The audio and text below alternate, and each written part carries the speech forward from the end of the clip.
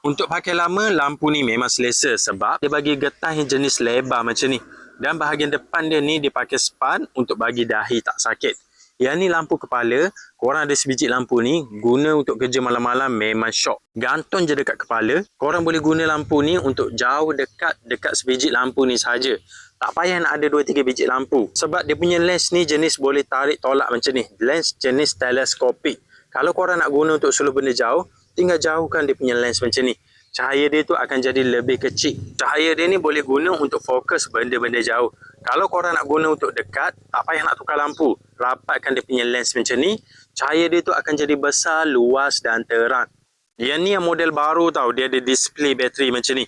Sebelum ni korang tak tahu. Sebelum ni susah untuk korang tahu berapa bateri yang tinggal. Kalau yang upgrade version ni dia tambah display macam ni. Jadi bila bateri lemah mudah untuk korang cas. Dan yang upgrade version ni dia ada banyak mood cahaya. Dia boleh tukar macam-macam warna macam ni.